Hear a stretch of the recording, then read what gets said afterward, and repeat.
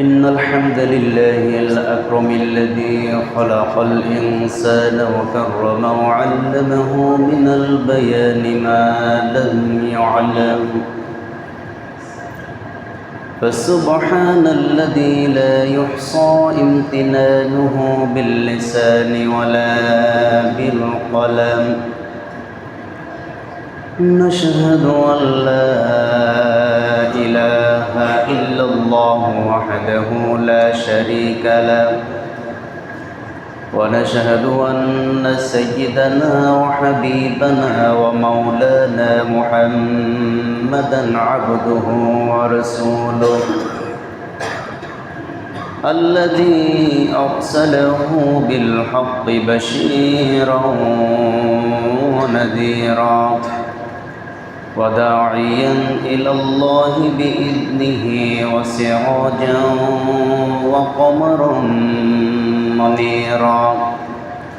فقد قال الله تعالى في كلامه المجيد وفرقانه الحميد: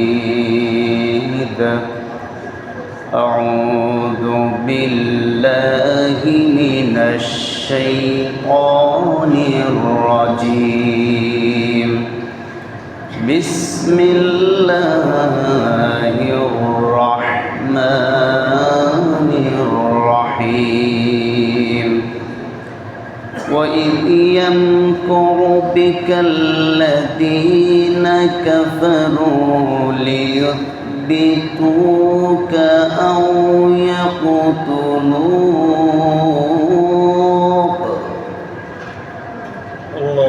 أو يخرجوك ويمكرون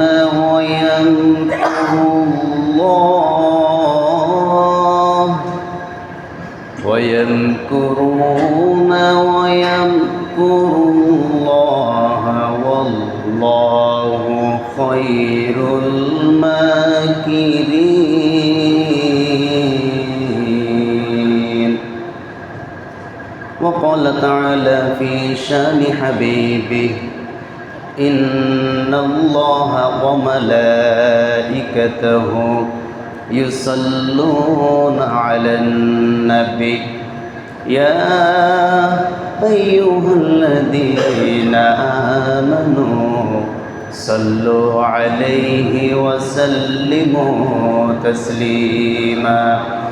اللهم صل على محمد وعلى آل محمد كما صليت على إبراهيم وعلى آل إبراهيم إنك حميد مجيد. اللهم بارك على محمد وعلى آل محمد كما باركت على إبراهيم وعلى آل إبراهيم إنك حميد مجيد. صدق الله تعالى وصدق رسوله النبي الأمي الكريم، ونحن على ذلك لمن الشاهدين والشاكرين، والحمد لله رب العالمين.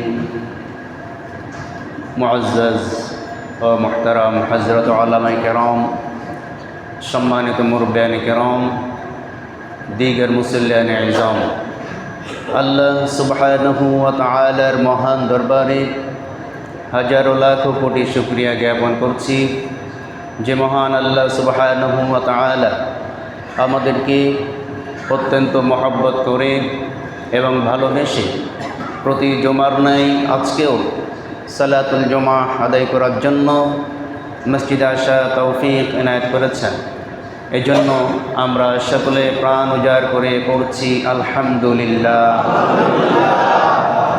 দরুদ ও সালাম নাজিল হোক সে মহান মানবতার মুক্তির দিশারি, মানবতার মুক্তির দূত, যার মাধ্যমে আমরা কোরআন এবং সুন্নাহর সহি ইলম, সহি বুঝ জানতে, বুঝতে এবং শিখতে পেরেছি। আমরা পড়ছি আল্লাহুম্মা সাল্লি আলাইহি আল্লাহুম্মা বারিক আলাইহি। সম্মানিত মুসল্লিয়ান ইকরাম, আপনারা সকলে কেমন আছেন?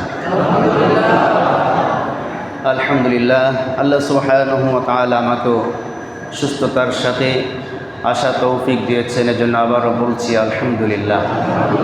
সম্মানিত হাজিরিন, আমরা রাসূল করিম সাল্লাল্লাহু আলাইহি ওয়াসাল্লামের জীবনী থেকে সংক্ষিপ্ত আকারে আলোচনা পেশ করে আসছিলাম।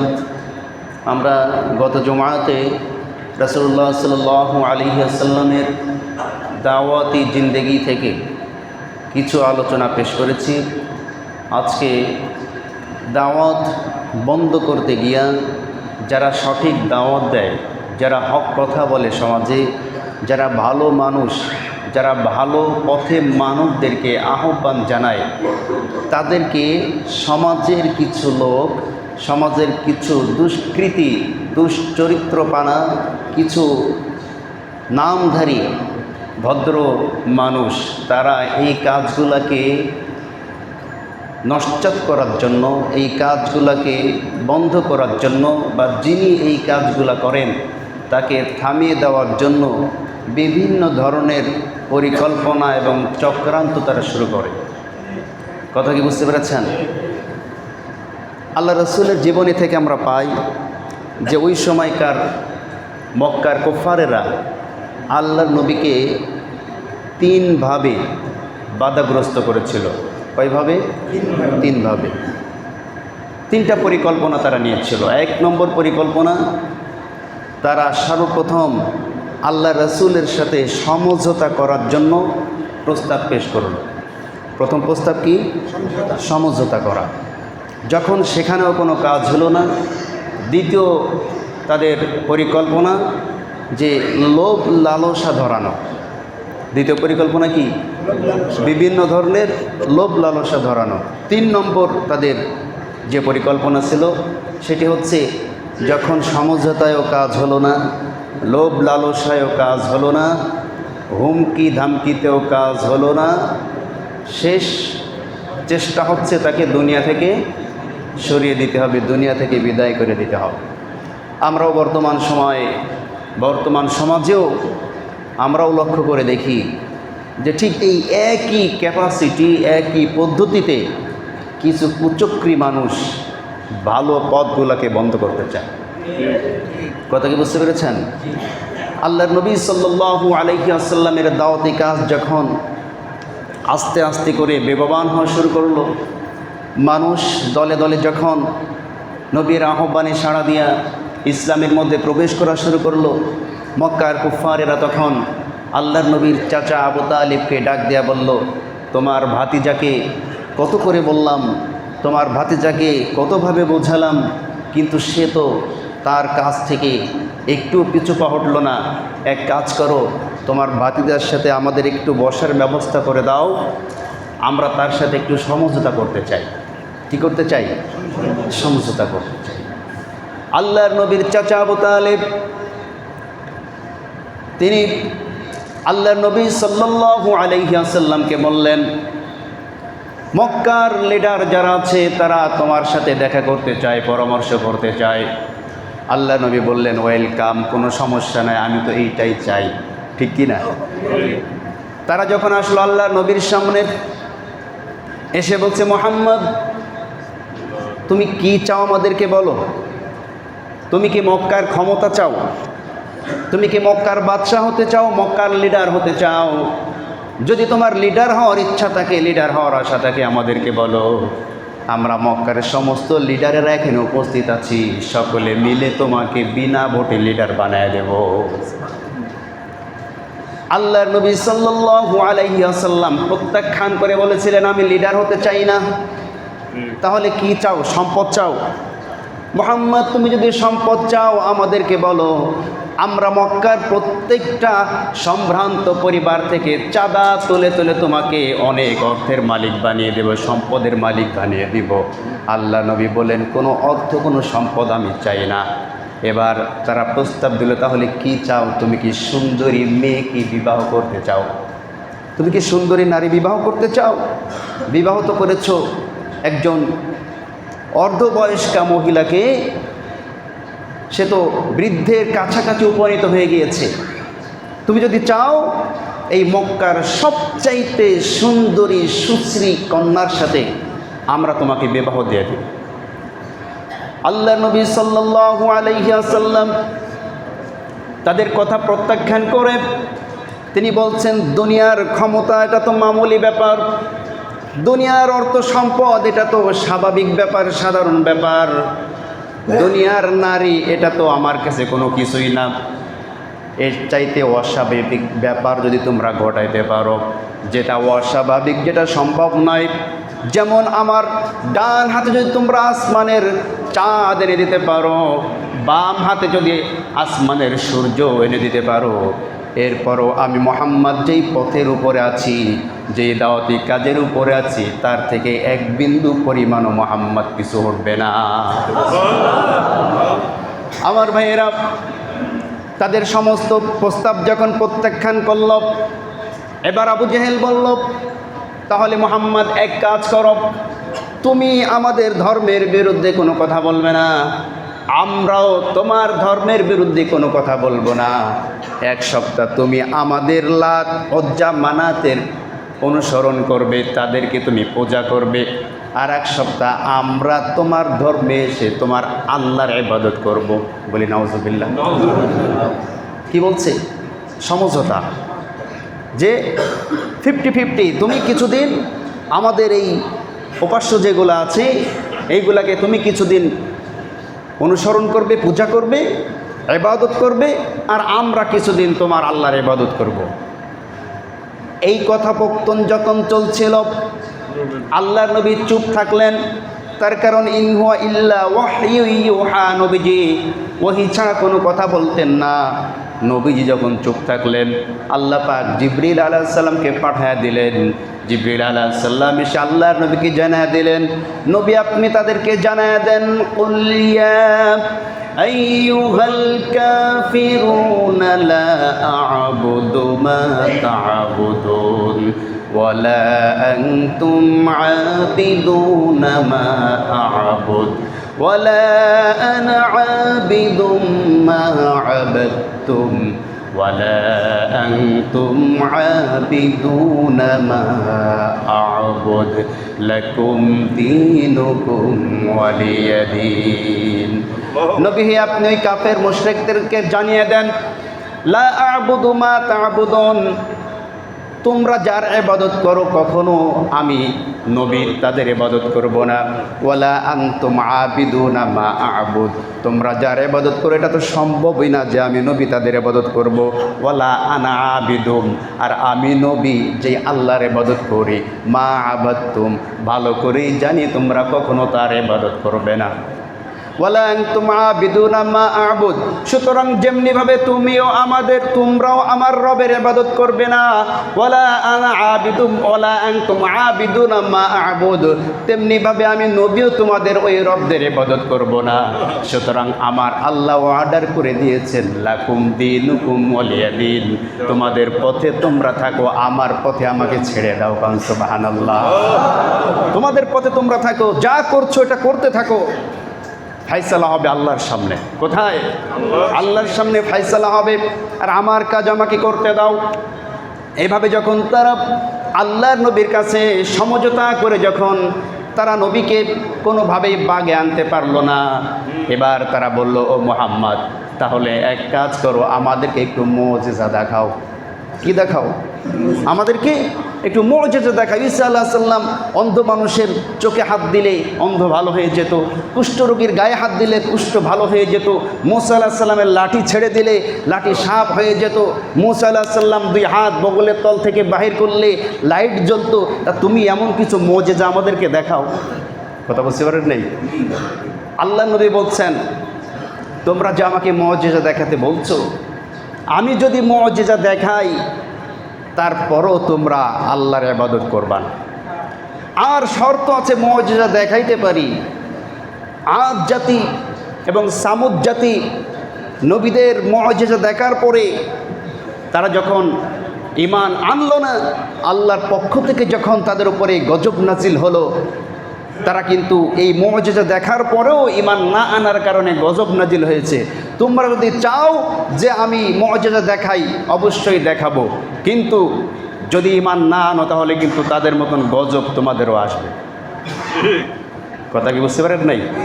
তখন তারা প্রস্তাব করল, ঠিক আছে, আমাদের মুআজিজা দরকার নাই, এক কাজ করো, আমাদের এই মক্কা মরুভূমি এলাকায় কোনো ফসল আদি জন্মায় না, কোনো কিছু ঠিক মতন জমে না, গাছগাছালি হয় না, আমাদের পানির কষ্ট হয়, খাদ্যের কষ্ট হয়, বাহির থেকে কিনে নিয়ে আসা লাগে। তুমি এক কাজ করো, আমাদের জন্য এই মক্কায় আল্লাহর পক্ষ থেকে চেয়ে মক্কায় সুন্দর সুন্দর বাগানের ব্যবস্থা করো। কিসের ব্যবস্থা? বাগানের ব্যবস্থা। আল্লাহ বলছেন, ওয়াকালু লান নুমিনা লাকা হাত্তা তাফজুরা লানা মিনাল আরদি ইয়ামবুআ আও তাকুনা লাকা জান্নাতুম মিন নাখিলিন ওয়া ইনাব ফাতুফাজ্জিরাল আনহারা খিলালাহা তাফজুরা। মুহাম্মদ, এক কাজ করো, লান নুমিনা লাকা হাত্তা তাফজুরা লানা মিনাল আরদি ইয়ামবুআ। মুহাম্মদ, এই যে জমিনটা, এই জমিনটা তুমি তো দেখছো যে কি অবস্থা, যতক্ষণ পর্যন্ত এই জমিনকে তুমি উর্বর করে দিতে না পারবে, ফসলের জন্য তুমি প্রস্তুত করে দিতে না পারবা, তুমি মুহাম্মাদের কথা কিন্তু আমরা শুনবো না, ঈমান আনবো না। আর এক কাজ করো, এই যে হাত্তা তাফজুরা লানা মিনাল আরদি ইয়ামবুআ আও তাকুনা লাকা জান্নাহ, আমাদেরকে বাগান দাও। বাগান কিসের বাগান? মিন নাখিলি ওয়া ইনাবিন। একটা হচ্ছে খেজুরের বাগান আর একটা হচ্ছে আঙ্গুরের বাগান। কিসের বাগান? এক পাশে খেজুরের বাগান আর এক পাশে আঙ্গুরের বাগান। ফাতুফাজ্জিরাল আনহারা, আর এই বাগান এমনভাবে তুমি প্রস্তুত করবে যে দুই বাগানের মাঝখানে একটা সুন্দর নদী থাকবে। কি থাকবে? সুন্দর নদী থাকবে। খিলালাহা তাফজিরা, আর এই নদীর মাঝখান দিয়া বাগানের মধ্যে নালায় নালায় পানি যাবে, আমাদের যাতে কষ্ট করে পানি না দেওয়া লাগে। কত সুন্দর প্রস্তাব, দেখেছেন? চিন্তা করে, আমাদের দুইটা বাগান দাও, দুই পাশে দুইটা বাগান থাকবে, একটা খেজুরের বাগান আর একটা আঙ্গুরের বাগান, তার মাঝখান দিয়ে সুন্দর নদী থাকবে, প্রবাহিত নদী। এই নদীর পাশ দিয়া ওই বাগানের মধ্যে যাতে পানি প্রবাহিত হতে পারে, গাছের গোড়ায় কষ্ট করে পানি না দেওয়া লাগে, এই ধরনের একটা বাগান আমাদেরকে দাও। প্রস্তাব দিচ্ছে। আল্লাহ নবী কি তাদের প্রস্তাবে রাজি হয়েছে? আসছে বলবেন রাজি হয়েছিল? রাজি হন নাই। আও তুসকিতাস সামাআ কামা জামতা আলাইনা কিসাফান আও তাতিয়া বিল্লাহি ওয়াল মালাইকাতি কবিলা। বলছে, ঠিক আছে, তুমি যদি বাগান আমাদেরকে না দাও, অন্তত তোমার জন্য কিছু একটা করো। আমাদের কি কেমনে তুমি আকাশ থেকে ফেরেশতা আসে আর তোমার কাছে কেমনে ওহী নাজিল করে, এইটা আমাদেরকে দেখাইতে হবে। নাউজুবিল্লাহ বললেন না? এরপরে প্রস্তাব দিচ্ছে, যদি তাও না করো, অন্তত তোমার তো তেমন ভালো কোনো বাড়ি ঘর দোয়ার নেই, নিজের জন্য আল্লাহর কাছে বলো, আও তাকুনা লাকা কানজুন, যে তোমাকে যাতে আল্লাহ পাক একটা স্বর্ণের বাড়ি তৈরি করে দেয়। কথা কি বুঝতে পেরেছেন? আমার ভাইরা, এভাবে যখন প্রস্তাব পেশ করা হলো, নবীজি সাল্লাল্লাহু আলাইহি ওয়াসাল্লাম তাদের সমস্ত প্রস্তাবগুলোকে ফিরাই দিয়া তাদেরকে জানিয়ে দিল, দুনিয়ার কোনো নাজ নেয়ামত, দুনিয়ার কোনো বাগান, দুনিয়ার কোনো আরাম আয়েশের জন্য আল্লাহ নবী দুনিয়াতে আসে নাই। এই দুনিয়াতে নবীদেরকে আল্লাহ পাক রব্বুল আলামিন প্রেরণ করেছেন মানবতার মুক্তির জন্য। সুবহানাল্লাহ। আমি যেই কাজে আছি আমাকে এই কাজের জন্য ছেড়ে দাও। তোমাদের ভালো লাগলে ইসলাম কবুল করো, ভালো না লাগলে কবুল না করো, ফাইসালা হবে আল্লাহর সামনে। এবার তারা যখন বিমুখ হয়ে চলে গেল, চলে যাওয়ার পরে এবার তারা পরিকল্পনা করলো, মুহাম্মদকে তো কোনোভাবেই আমরা ফেরাইতে পারলাম না। এবার তারা বিভিন্নভাবে নবীজির উপর নির্যাতন শুরু করে দিল, নিপীড়ন শুরু করে দিল। আল্লাহ নবীর সাথে যেই সমস্ত সাহাবায়ে কেরাম ঈমান এনেছিল, তাদের উপরে যারা দুর্বল ছিল, তাদের মধ্যে এই দুর্বলদের উপর নির্যাতন শুরু হয়ে গেল, নিপীড়ন শুরু হয়ে গেল, বিভিন্ন হুমকি ধামকি শুরু হয়ে গেল। এরপরও যখন আল্লাহর নবী বিরত হলো না, এবার তারা তাদের যে পার্লামেন্ট ছিল দারুন নাদওয়া, ওইখানে তারা একটা আলোচনা বৈঠকের জন্য আহ্বান জানালো। দারুন নাদওয়ার মধ্যে বৈঠক হবে, চূড়ান্ত ফাইসালা হবে, মক্কার সমস্ত বড় বড় লিডাররা সেখানে উপস্থিত থাকবে। ঘোষণা করে দেওয়া হলো আজকে অমুক সময় দারুন নাদওয়ায় বৈঠক হবে, মুহাম্মদকে নিয়ে চূড়ান্ত বৈঠক। এবার তারা যখন আস্তে আস্তে করে দারুন নাদওয়ায় জমা হইতে যায়, কাবা ঘরের পাশ দিয়ে আবু জেহেল যায়, দেখে কাবা ঘরের সামনে বিরাট জুব্বাওয়ালা, বিরাট পাগড়িওয়ালা, রুমাল একটা মুড়ি দিয়া, লাঠি একটা হাতে নিয়ে সাদা দাড়িওয়ালা কে যেন কাবা ঘরের সামনে দিয়া টুসটুস করে হাঁটে। কথা বুঝলেন নেই? খুব মুরব্বী বয়স্ক, দাঁড়িয়ে পেকে সাদা হয়ে গিয়েছে, মাথায় পাগড়ি আছে, তার উপর আবার মোবাইল একটা আছে, লাঠি নিয়ে আস্তে আস্তে হাঁটছে, মানে বোঝাচ্ছে যে কাবাঘর সে তাওয়াফ করছে। আবু জেহেল বলল, আপনাকে তো চিনতে পারলাম না, আপনার বাড়ি কোথায়, কোত্থেকে আপনি এসেছেন? তখন ওই ব্যক্তি আবু জেহেলকে জবাব দিল, আমি হচ্ছে মিশরীয় বিরাট একজন বড় আলেম, মিশরের অনেক বড় একজন জ্ঞানী ব্যক্তি। আমি জানতে পেলাম যে আজকে নাকি এইখানে একজন ধর্মদ্রোহীর বিরুদ্ধে আলোচনা হবে, বলে নাউজুবিল্লাহ। যারা নাকি তোমাদের বাপদাদার বিরুদ্ধে অবস্থান নিয়েছে, তোমাদের উপাস্যদেরকে গালি দেয়, তার বিরুদ্ধে নাকি আজকে এখানে একটা ফায়সালা হবে, আমি এটা জানতে পেরে তাই এখানে উপস্থিত হলাম। আবু জেহেল তখন তো মহা খুশি, আপনার মতন একজন এত বড় বিচক্ষণ মানুষই তো আমাদের দরকার। আপনি না বলতেই জেনে গিয়েছেন, এত দূর থেকে এসেছেন, আজকের এই সবার সবচাইতে বড় যেই পদ, সেই পদটি হচ্ছে আপনার, মানে আজকে সবার সভাপতি হচ্ছে আপনি। কথা কি বুঝতে পেরেছেন? দারুন নাদওয়ার তখন সভাপতিকে মিস্টার ইবলিস। কথা কি বোঝা গিয়েছে? ওই ভদ্রলোক, ওই ইবলিস বড় রুমাল পরে, পাগড়ি পরে, জুব্বা গাই দিয়ে মুরব্বী সেজে। আবার মুরব্বী না আসলে তো মানুষ বেশি একটা দাম টাম দিবে না। কথা কি বুঝতে পেরেছেন? মানে যা কিছু করা লাগে মানুষের সামনে নিজের বড়ত্ব প্রকাশ করার জন্য সব কিছু করেছে। বৈঠক শুরু হয়ে গেল। বৈঠক শুরু হওয়ার পরে এবার এক এক জায়গা থেকে এক এক রকম প্রস্তাব শুরু হয়ে গেল। কেউ বলে মুহাম্মদকে এই করতে হবে, ওই করতে হবে। একজন বলল মুহাম্মদকে বন্দি করে রেখে দিতে হবে। তখন সভাপতি সাহেব বলল, তোমরা তো মুহাম্মদকে চেনো না, মুহাম্মদকে যদি বন্দি করা হয়, ওই বন্দি অবস্থায় মুহাম্মদ জেলখানার মধ্যে বসে দাওয়াতি কাজ করে, জেলখানার মধ্যে যারা আছে, বন্দি অবস্থায় যারা থাকবে, তাদের মধ্য থেকে দাওয়াতি কাজ করবে। আর বাইরে মুহাম্মদের যারা অনুসারী আছে, তারা অনেক বড় ঈমানদার, তারা মৃত্যুকে কোনো ভয় পায় না, মৃত্যুকে উপেক্ষা করে মুহাম্মদকে জেলখানা থেকে ছাড়িয়ে নিয়ে চলে যাবে। সুতরাং মুহাম্মদকে আটকিয়ে রেখে কোনো লাভ হবে না, তোমরা অন্য চিন্তা করো। এবার পাশ থেকে আরেকজন বলল, তাহলে আমার একটা কথা আছে। কি কথা?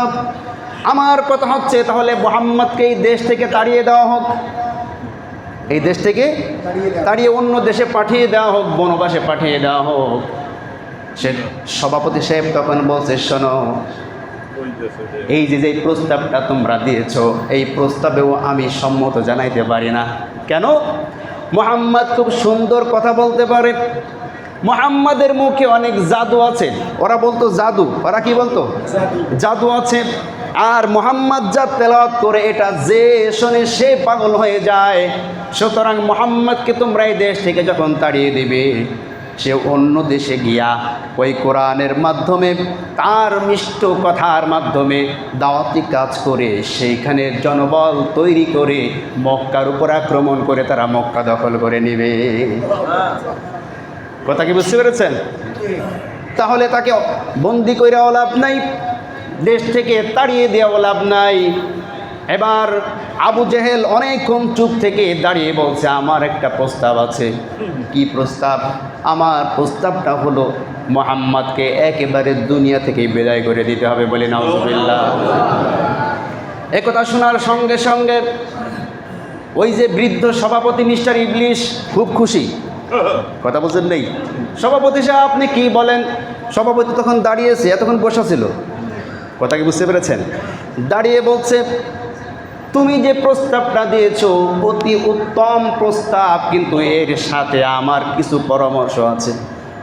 তোমার যে প্রস্তাবটা অতি উত্তম, নাউজুবিল্লাহ, চিন্তা করেন, পৃথিবীর সবচাইতে শ্রেষ্ঠ চরিত্রের অধিকারী, সবচেয়ে উত্তম একজন ব্যক্তিকে হত্যার পরিকল্পনা হচ্ছে, ওটা অতি উত্তম হয়েছে ওদের কাছে। আমাদের সমাজেও দেখা যায় অনেক ভালো ভালো মানুষদের বিরুদ্ধে যখন অপবাদ দেওয়া হয়, তাদেরকে যখন নির্যাতন করা হয়, আমাদের সমাজের কিছু আবু জেহেল মার্কা মানুষ এরাও বলে খুব ভালো কাজ হয়েছে। কথা বলছেন না কেন? আমার ভাইয়েরা, এবার ইবলিস দাঁড়ায় বলছে, আমার পরামর্শ হচ্ছে তোমরা মুহাম্মদকে হত্যা করবা, ঠিক আছে, কিন্তু কেউ একাকী গিয়া মুহাম্মদকে হত্যা করতে পারবা না। মুহাম্মদকে যদি হত্যা করতে হয়, তোমাদের এই মক্কার 10টি বংশের 10 জন যুবককে নিতে হবে। কয়টা বংশের? বড় বড় 10টি বংশের 10 জন যুবককে তোমরা একত্রিত করো। 10টি বংশের 10টি যুবক যখন একত্রিত হয়ে একসাথে মুহাম্মদকে হত্যা করবে, তখন কুরাইশ বংশ আর এই 10টি বংশের বিরুদ্ধে যুদ্ধ করতে পারবে না। 10টা বংশের বিরুদ্ধে একটা বংশ যুদ্ধ করতে সাহস পাবে না। এরপরে যখন তোমরা মুহাম্মদকে হত্যা করেই ফেলবে, তখন তারা বেশি থেকে বেশি তোমাদের কাছে রক্তপণ দাবি করবে। কি দাবি করবে? রক্তপণ দাবি করবে। তখন তোমরা 10 বংশের মানুষ মিলে অল্প অল্প করে চাঁদা তুললে তার রক্তপণ দেওয়া হয়ে যাবে, বলি নাউজুবিল্লাহ। এই প্রস্তাব দেওয়ার পরে আবু জেহেল খুব খুশি। দারুন নাদওয়ার বৈঠকের মুলতবি করা হলো, ওইখানে বসে পাশ হয়ে গেল আজকে রাত্রের মধ্যে মুহাম্মদকে হত্যা করতে হবে, তাকে দুনিয়া থেকে বিদায় করে দিতে হবে। আল্লাহ নবী সাল্লাল্লাহু আলাইহি ওয়াসাল্লামের কাছে আল্লাহ পাক জিবরিলকে পাঠায়া দিলেন। জিবরিলকে পাঠায়া দিয়ে জানায়া দিলেন, নবী আপনি শোনেন, وَإِذْ يَمْكُرُ بِكَ الَّذِينَ كَفَرُوا لِيُثْبِتُوكَ أَوْ يَقْتُلُوكَ أَوْ يُخْرِجُوكَ وَيَمْكُرُونَ وَيَمْكُرُ اللَّهُ وَاللَّهُ خَيْرُ الْمَاكِرِينَ وَإِذْ يَمْكُرُ بِكَ الَّذِينَ كَفَرُوا ও মুহাম্মদ, এই কাফের মুশরিকরা তোমার বিরুদ্ধে ষড়যন্ত্র করেছে, চক্রান্ত করেছে। তাদের মধ্যে বৈঠক হয়েছে দারুন নাদওয়ার মধ্যে। বৈঠকের সিদ্ধান্ত হলো লিয়ুসবিতুকা, হয় তোমাকে বন্দি করবে, আও ইয়াকতুলুকা, অথবা তোমাকে হত্যা করবে, আও ইউখরিজুকা, অথবা তারা তোমাকে এই দেশ থেকে তাড়াইয়া দেবে। ও নবী তুমি শোনো, শেষ পর্যন্ত তারা এই মর্মে ঐক্যমত পোষণ করেছে যে আজকে রাত্রে তোমাকে হত্যা করে ফেলবে। নবী তুমি শোনো, ওয়ায়ামকুরুনা ওয়ায়ামকুরুল্লাহ, তারা যত বড় পরিকল্পনা করুক না কেন, যত বড় ষড়যন্ত্র করুক না কেন, আমি আল্লাহ এই ষড়যন্ত্রকে নস্যাৎ করার জন্য আমি আল্লাহ যথেষ্ট। কাফের মুশরিকরা ইসলামকে মিটিয়ে দেওয়ার জন্য, ইসলামকে ধ্বংস করার জন্য যত প্রকার পরিকল্পনা, যত প্রকার ষড়যন্ত্র চক্রান্ত যাই করুক না কেন, তাদের সমস্ত চক্রান্ত ধ্বংস করার জন্য আল্লাহ নিজে একাই যথেষ্ট। ঠিক কিনা যারা বলে? নবী হ্যাঁ, আপনি আজকে রাত্রের মধ্যে আমি আপনাকে হুকুম দেয়া দিলাম, আজকে রাত্রে আপনি মক্কা ত্যাগ করে আপনাকে হিজরত করে মদিনায় চলে যেতে হবে। আপনি মদিনায় যাওয়ার জন্য প্রস্তুতি গ্রহণ করুন। আমার নবীজি মদিনায় যাওয়ার জন্য প্রস্তুতি গ্রহণ করলেন। হযরত আলী রাদিয়াল্লাহু তাআলা আনহুকে ডেকে নিয়ে আসলেন। ডেকে বলছেন, আলী, আমি এখন এই রাত্রে মক্কা থেকে হিজরত করে মদিনার উদ্দেশ্যে রওনা দিচ্ছি। তুমি আজকে রাত্রে আমার বিছানার মধ্যে ঘুমায়া থাকবা। ইয়া রাসূলুল্লাহ, আমি কেন আপনার বিছানায় ঘুমাবো? তার কারণ হচ্ছে এই মক্কার অনেক বেদিন, অনেক কাফের, অনেক অমুসলিম, তারা আমার কাছে অনেক স্বর্ণ অলংকার, তারা আমার কাছে অনেক কিছু আমানত রেখে দিয়েছে। টাকা পয়সা অর্থ করে অনেক আমানত আমার কাছে আছে। এই যে যে আমানতগুলো দেখছে, এগুলো সব তাদের। সকালবেলায় তারা যখন আমাকে না পেয়ে যে যা আমার কাছে রেখেছে, যে যা চাবে আমানত হিসাবে আমার কাছে যা কিছু রাখা আছে, তুমি তাদেরকে এই আমানতগুলা তাদের হাতে তুমি পৌঁছে দিয়ে আসবে। সুবহানাল্লাহ। আমার ভাইরা, আল্লাহর নবী হচ্ছে ইসলামের নবী, আর আল্লাহর নবীর কাছে যারা অর্থ সম্পদ আমানত রেখেছে তারা হচ্ছে কাফের। আল্লাহর নবী হচ্ছে মুসলমানদের লিডার, মুসলমানদের নেতা, আর কাফেরদের নেতা ছিল হচ্ছে আবু জেহেল। কথা বলছেন না কেন? কাফেররা আবু জেহেলের কাছে কেউ আমানত রাখে না। বিরোধী দল হয়েও তারা আমানত রেখেছে আল্লাহর নবীর কাছে। কথা বলছেন না কেন? তার কারণ তারা ভালো করে জানে আমাদের নেতার যে অবস্থা, তার কাছে যখন কোনো কিছু আমানত রাখা হবে বিসমিল্লাহ বলে নিজের নাম পেয়ে খেয়ে ফেলবে। কথা বলছেন না কেন? ওইটা তার নিজের হয়ে যাবে, চাওয়ার সাহস পর্যন্ত পাবো না। এমন নেতা তো আমাদের সমাজে নাই। বলে যে নেই, তাইলে অসুবিধা আছে। কথা বলছেন না কেন? নিজের দলের নেতার কাছে নিজের দলের কর্মীরা, নিজের দলের কর্মীর সম্পদ, নিজের দলের কর্মীর ব্যবসা প্রতিষ্ঠান নিরাপত্তা থাকে না। কথা বলছেন আছে না এমন? তা আবু জেহেলের চরিত্র ছিল এমন। এই কারণে ওই সময়কার কুফারের, কাফের এবং মুশরিকরা আমানত জমা রাখতো আল্লাহর নবী সাল্লাল্লাহু আলাইহি ওয়াসাল্লামের কাছে। আমার ভাইয়েরা, নবীজি সাল্লাল্লাহু আলাইহি ওয়াসাল্লাম আলী রাদিয়াল্লাহু তাআলা আনহুকে যখন সব কিছু বুঝিয়ে দিচ্ছিলেন, প্রতিমধ্যে আবু জেহেলের নেতৃত্বে 10 জন যুবক 10টি গোত্র থেকে নাঙ্গা তলবারি নিয়ে আল্লাহর নবীর বাড়ির চারিদিকে তারা ঘিরে ফেলল। নবীজির বাড়ির চারিদিকে তারা ঘিরে রয়েছে। নবীজি সাল্লাল্লাহু আলাইহি ওয়াসাল্লাম বাইরে তাকায় দেখি কাফের মুশরিকরা তাকে হত্যা করার জন্য তরবারি নিয়ে উপস্থিত হয়ে গেছে। আল্লাহ পাক রব্বুল আলামিনের কাছে দোয়া করলেন। আল্লাহ পাক রব্বুল আলামিন বলছেন, ও নবী, তুমি এক মুষ্টি বালু নিয়ে ওয়ামা রমাইতা ইজ রমাইতা ওয়ালাকিন্নাল্লাহ রামা, এই বালুটুকু নিয়ে তুমি নিক্ষেপ করো। তুমি শুধু নিক্ষেপ করবে আর কাফের মুশরিকদের চোখের মধ্যে বালু পৌঁছার দায়িত্ব আমি আল্লাহ নিয়ে নিলাম। নবী তুমি বাহির হয়ে যাও। আল্লাহ নবী যখন বাহির হয়ে যাচ্ছিলেন, সূরা ইয়াসিনের মধ্যে আল্লাহ বলছেন, ওয়াজআলনা মিন বাইনি আইদিহিম সাদ্দাও ওয়া মিন খালফিহিম সাদ্দান فأغشيناهم فهم لا يبصرون। আল্লাহ পাক রব্বুল আলামিন বলেন, তুমি যখন হাতের মুষ্টির বালুটা ফু দিয়ে দিয়েছিলা, আমি তাদের চোখের মধ্যে বালু দিয়া তাদের সামনে এবং পিছনে অদৃশ্য দেওয়াল বানিয়ে দিয়েছি। তুমি নবী তাদের সামনে দিয়া বাহির হয়ে যাও, কাফের কুষ্টি কেউ তোমাকে দেখতে পাবে না। কারণ সুবহানাল্লাহ। আল্লাহ নবী সাল্লাল্লাহু আলাইহি ওয়াসাল্লাম তাদের সামনে থেকে বাহির হয়ে চলে আসলেন। প্রতিমধ্যে একজন সাহাবীর সাথে দেখা। গভীর রাত, মনে করেন যে রাত 3টা বাজে অথবা 3:30 বাজে এই সময়, সকলে ঘুমায় আছে, বাইরে কেউ নাই। রাস্তায় যদি পরিচিত কারোর সাথে দেখা হয়, সকলেই তো জিজ্ঞেস করবে, কি ব্যাপার আপনি এত রাত্রে কই যান? জিজ্ঞাসা করবে কি করবে না? আল্লাহর নবী সাল্লাল্লাহু আলাইহি ওয়াসাল্লাম গভীর রাত্রে যখন বাহির হয়ে চলে গেলেন, একজনের সাথে দেখা হলো। সে কোত্থেকে যেন আসছে রাত্রেবেলায়। কি ব্যাপার মুহাম্মদ, এত রাত্রে কই যাও? আল্লাহর নবী বলছে যে এই দিকে যাই। কথা বলছেন নাই? তিনি বলেন নাই যে অমুক জায়গায় বা তমুক জায়গায়, বলছেন এই দিকে যাই। সে যখন চলে আসছে, এসে দেখে নবীজি সাল্লাল্লাহু আলাইহি সাল্লামকে মারার জন্য আবু জেহেলের নেতৃত্বে সবাই দাঁড়ায় রয়েছে তরবারি নিয়ে। এবার সেই ব্যক্তি এসে বলছে, কি ব্যাপার তোমরা এখানে? বলছে, মুহাম্মদকে হত্যা করার জন্য এসেছি। তা তোমরা কি পাগল ঠাগল নাকি? কেন? তা মুহাম্মদকে তো দেখলাম আমার সামনে দিক দিয়ে চলে যেতে। তা বোঝেনি তো, ওই যে কথায় আছে যে গরিব মানুষের কথা বাসি হইলে মজা লাগে না, এরকম কি একটা কথা আছে না? তার কথার কোনো দামই দিল না। ভাগ এখান থেকে, আমরা 10 জন এখানে দাঁড়ায় রয়েছে, সারা রাত তারাই পাহারা দিচ্ছি। মুহাম্মদ এই দিক থেকে গেলে আমরা দেখবো না? তুই অন্য কাকে দেখেছিস, তাড়াতাড়ি বাড়ি যা। সে লোকটা আর কোনো কথা না বলে বাড়ি চলে গেল। আমার ভাইয়েরা, ভোরবেলায় তাহাজ্জুদের সময় যখন হয়েছে, আবু জেহেল তো ভালো করে জানে তাহাজ্জুদের সময় মুহাম্মদ ঘুম থেকে উঠা কোরআন তেলাওয়াত করে। সুবহানাল্লাহ পড়েন।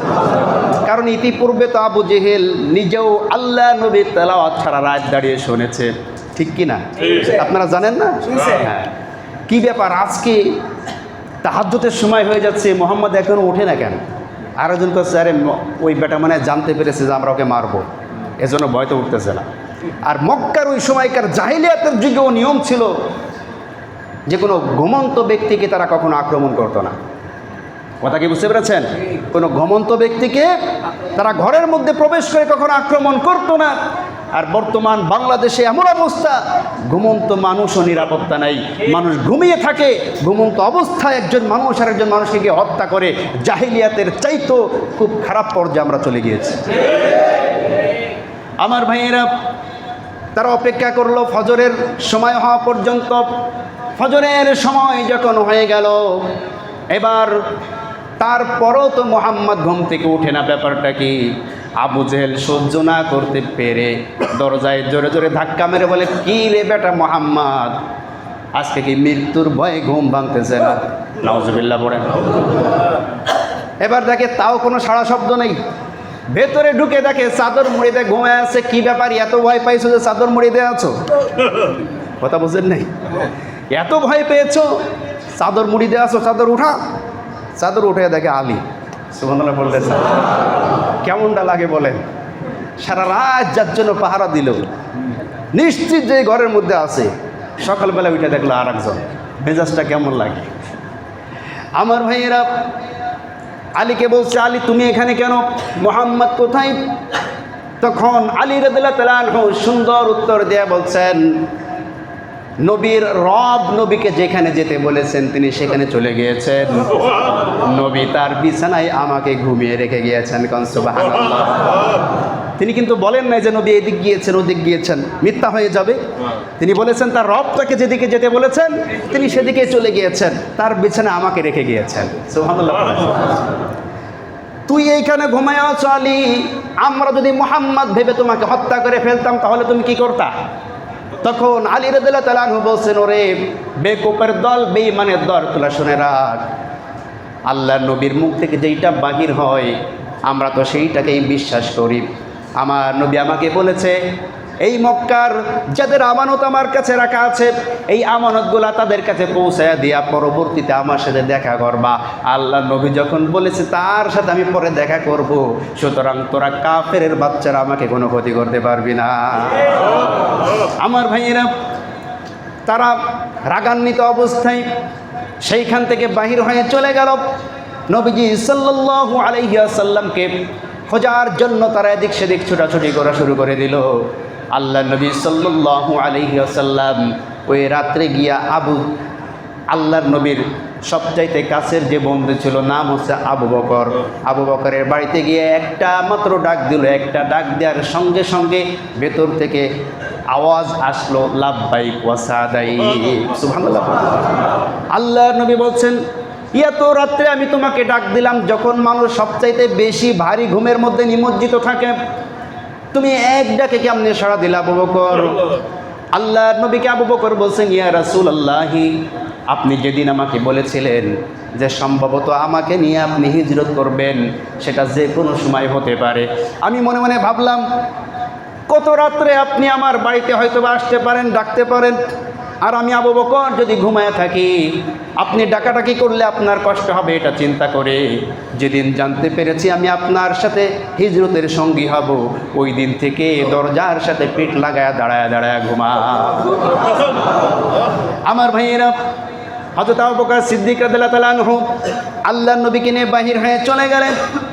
আল্লাহর নবী রাস্তা দিয়ে হাঁটে আর পিছে ফিরে ফিরে কাবার দিকে তাকায়, চোখের পানি ছেড়ে দেয়। আবু বকর লক্ষ্য করলেন নবীজি একটু সামনে যায় আবার পিছের দিকে তাকায়। ইয়া রাসূলুল্লাহি, আপনি বারবার কেন পিছের দিকে তাকাচ্ছেন? আমি আপনাকে যেই রাস্তা দিয়ে নিয়ে যাচ্ছি এই রাস্তা দিয়ে কখনো কাফেররা আসবে না। নবীজি বলছেন, আবু বকর, আমি তো কাফেরদের ভয়ে পিছে তাকাচ্ছি না, কারণ আমাকে তো হেফাজতের দায়িত্ব আল্লাহ নিজে নিয়েছেন। সুবহানাল্লাহ পড়েন। আর আমি কোন রুটে যাব, কোন পথে যাব, এই পথটাও আল্লাহ নিজে বাতলে দিয়েছেন। আমি তো মুশরিকদের ভয়ে পিছে তাকাচ্ছি না, আমি পিছে তাকাচ্ছি কাবার দিকে। ফিরে নামাজ পড়ার সৌভাগ্য আমি আল্লাহ নবীর আর হলো না। এই কাবার আশেপাশে আমার পদচারণা ছিল শিশুকাল থেকে, কিন্তু এই কাবার অধিবাসীরা আমাকে কাবার সাথে থাকতে দিল না। এই জন্য কাবার মায়ায় বারবার আমি পিছন দিকে ফিরে ফিরে তাকাই। আমার ভাইরা, আল্লাহর নবী সাল্লাল্লাহু আলাইহি ওয়াসাল্লাম ওই রাত্রে আবু বকর সিদ্দিক রাদিয়াল্লাহু আনহুকে নিয়ে উল্টা দিকে গাড়ি সাওরের মধ্যে গিয়ে অবস্থান করলেন। গাড়ি সাওরের মধ্যে তিনি 3 দিন পর্যন্ত অবস্থান করেছিলেন। কতদিন? 3 দিন পর্যন্ত অবস্থান করেছিলেন। একদিন মুশরিকরা খুঁজতে খুঁজতে সেইখানে গিয়া, যেইখানে আল্লাহর নবী যেই গুহার মধ্যে আবু বকরকে নিয়েছিলেন, সেই গুহার পাশে তারা উপস্থিত হয়ে গিয়েছে। আবু বকর তো কাফেরদেরকে দেখে কেঁদে ফেলেছে, ইয়া রাসূলুল্লাহ, কাফেররা এখনই চলে আসবে, আপনাকে আমাকে দেখে ফেলবে, দেখে এখনই তো তারা আপনাকে হত্যা করবে। আল্লাহ নবী সাল্লাল্লাহু আলাইহি ওয়াসাল্লামের এই কথোপকথন আল্লাহ পাক জানায়া দিলেন জিবরিলের মাধ্যমে, ইযহুমা ফিল গার ইয ইয়াকুলু লিসাহিবিহি লা তাহজান ইন্নাল্লাহা মা'ানা। ইযহুমা ফিল গার, তোমরা ওই গুহাবাসীদের কথা শ্রবণ করেছো, তোমরা কি জানো? তাদের কথোপকথন আমি শুনেছি। ইয ইয়াকুলু লিসাহিবিহি, যখন তার বন্ধু তাকে বলছিল আমরা ধরা খেয়ে যাব, তখন আমার নবী তাকে সান্ত্বনা দিয়ে বলছে, লা তাহজান, কোনো চিন্তা করো না, ইন্নাল্লাহা মা'ানা, নিশ্চয় আল্লাহ আমাদের সাথে আছে। আল্লাহ যাদের সাথে আছে তাদের কোনো ভয় আছে? আসছে বলবেন না, কোনো ভয় আছে? সর্ব অবস্থায় যদি আপনি এই কথা চিন্তা করতে পারেন যে আল্লাহ আমার সাথে আছে, আপনি পৃথিবীর কাউকে ভয় পাবেন না, ঠিক কি না? আর সত্য সত্যই যদি আপনি আল্লাহকে নিজের অভিভাবক বানাইতে পারেন, আল্লাহ বলছেন ওয়াকাফা বিল্লাহি ওয়াকিলা, আমি আল্লাহ অভিভাবক হিসাবে তোমাদের জন্য যথেষ্ট। আল্লাহর মতন অভিভাবক পাইলে আর কোনো অভিভাবকের দরকার আছে? আসছে বলবেন না, দরকার আছে? আল্লাহর নবী সাল্লাল্লাহু আলাইহি ওয়াসাল্লামকে আল্লাহ পাক সমস্ত জায়গা থেকে হেফাজত করলেন। খুব ভালো করে বুঝবেন, যুগ যুগ ধরে হযরত আদম আলাইহিস সালাম থেকে শুরু করে এখনো পর্যন্ত পৃথিবীর বুকে কিছু নরধম ইসলামকে মিটায় দেওয়ার জন্য, ইসলামকে শেষ করার জন্য, ইসলামের জ্যোতি নিভায় দেওয়ার জন্য প্রচেষ্টা চালিয়ে আসছে। সেই থেকে শুরু করে আজ পর্যন্ত চেষ্টা অনবরত আছে। ইসলামের কিন্তু বিন্দু মাত্র কোনো ক্ষতি হয় নাই। হয়েছে? আসতে বলবেন না, হয়েছে? ইসলামের ক্ষতি কেউ করতে পারে নাই। নমরুদ যেই ক্ষমতা নিয়ে এই পৃথিবীতে ছিল, নমরুদের মতো এত ক্ষমতা পৃথিবীতে কারণ নাই, আছে নাকি? কিন্তু ওই সময় ইব্রাহিম আলাইহিস সালামের ক্ষমতা কি বেশি ছিল না কম ছিল? কম ক্ষমতা ছিল। ক্ষমতা মানে কি? কোনো দলই তার ছিল না, একা ছিলেন, ঠিক কি না? ইব্রাহিমকে শেষ করতে পারলে ইসলাম শেষ হয়ে যাবে।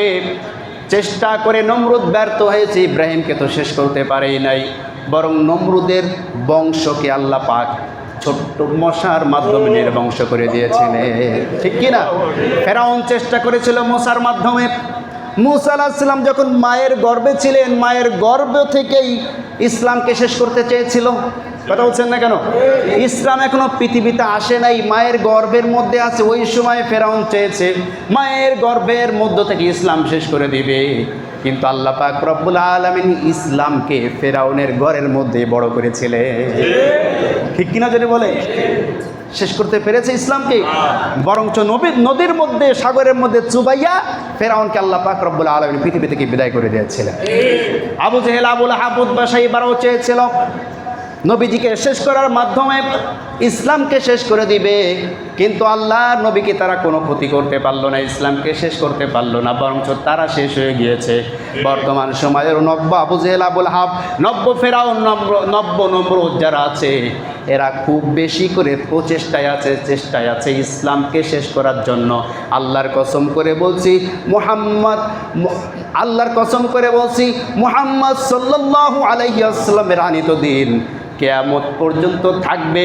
ইসলামের বিন্দু পরিমাণও কোনো ক্ষতি হবে না, হয়তোবা সাময়িকভাবে মুসলমানদের কিছু ক্ষয়ক্ষতি হবে, কিন্তু ইসলাম কিয়ামত পর্যন্ত আল্লাহ টিকায় রাখবেন। কথা বলেন ঠিক কিনা?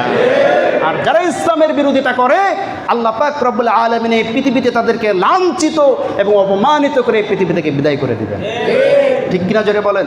এই জন্য আসুন আমরা মুসলমান, আমরা ইসলামকে টিকিয়ে রাখার জন্য, ইসলামের পক্ষে থাকার জন্য, যদি আমাদের বিভিন্ন স্থান থেকে, বিভিন্ন জায়গা থেকে হুমকি ধামকি বা একটু কষ্ট যাই হোক না কেন, এরপরও আমরা ইসলামের বিরুদ্ধে কখনো অবস্থান নেব না।